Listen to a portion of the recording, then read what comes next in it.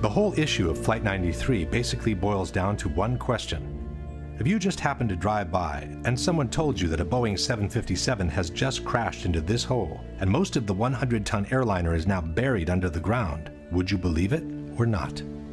This is the kind of puzzlement the people from Shanksville experienced when they arrived on the crash site of Flight 93. We drove back that road, and where the road ended, that's where the plane was. And I mean, you know, the only thing I could tell, you know, I get out, you know, like I said, I heard this thing, you know, I felt the explosion, saw the fireball, and I get up there and I'm thinking, where is it, you know?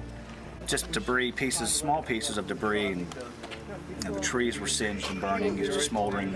Nothing. It was just little pieces. There was nothing to actually, like a door or window or anything. You couldn't really, it was just little pieces of shrapnel everywhere. So what's that right there? Over in here. TV reporters were also at a loss when faced with the idea that an actual plane had just crashed on that site. You know, at first I wasn't even sure that this was, that these were pieces of the plane. They're so small, and it's indistinguishable. You can't tell whether it's a piece of the fuselage or a piece of the seats. You don't know what it is. Chris Kanicki, he's a photographer. He was back there just a couple of minutes ago, and Chris, I've seen the pictures. It looks like there's nothing there except for a hole in the ground. Basically, that's right. From where we could see, there wasn't much left. Any large pieces of debris at all? No, there was nothing that you could distinguish that a plane had crashed there. It's really all you see is a large crater in the ground and just tiny, tiny bits of debris. Alert also went out to Somerset County Coroner Wallace Miller. He hurried to the scene, an abandoned strip mine. When he arrived, he couldn't believe his eyes. It looked like someone had gouged about a 10-foot wide, 10-foot deep trough through the strip mine area. But when you looked in, it was just covered with dirt. There was nothing there that you could really say was an airplane. Dennis Roddy was the editor-in-chief of the Pittsburgh Gazette. Airplane debris? Nothing I could identify. Possibly the most disconcerted of all was the mayor of Shanksville, Ernie Stuhl. Ja, mein Schwager und ein guter Freund von mir waren die Ersten hier. Sie haben in Shanksville an einer Straßenecke gestanden und sich unterhalten.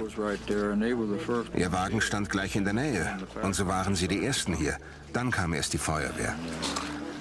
Alle waren wie vor den Kopf gestoßen, weil sie zu einem Flugzeugabsturz gerufen wurden. Aber da war kein Flugzeug. Kein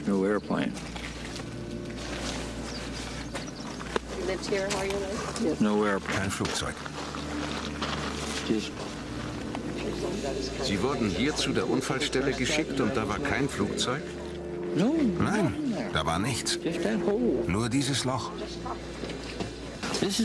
Das ist es, was Sie sahen. Ich dachte immer, das sei die Absturzstelle.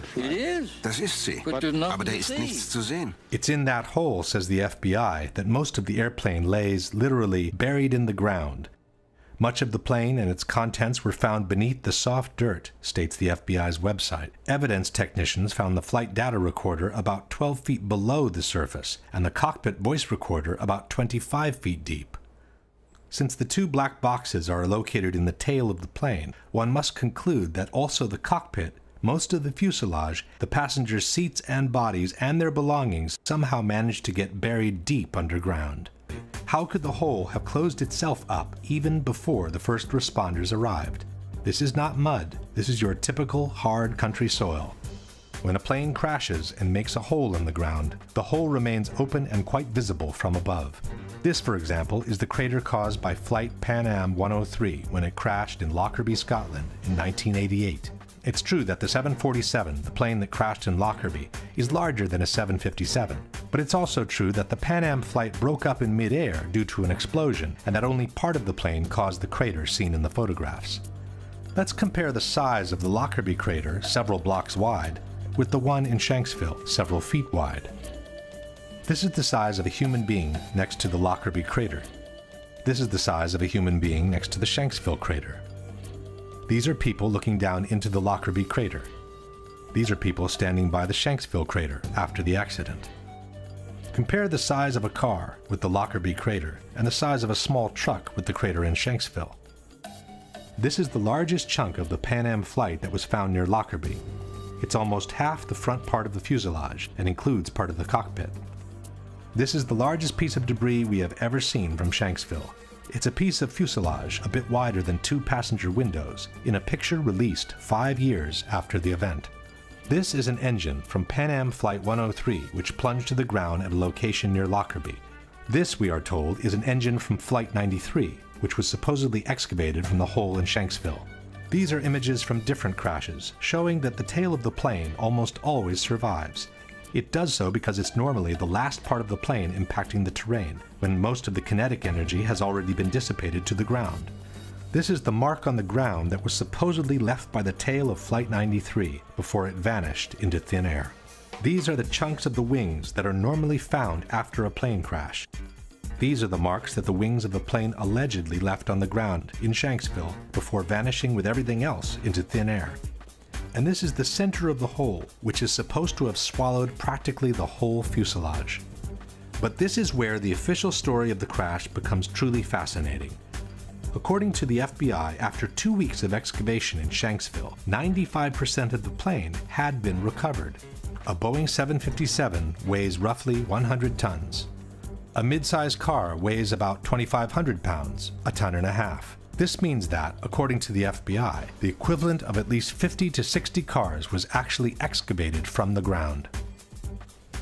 Question: can you explain how most of an airplane weighing 100 tons could end up buried deep underground in a hole that closed itself up before the first responders arrived?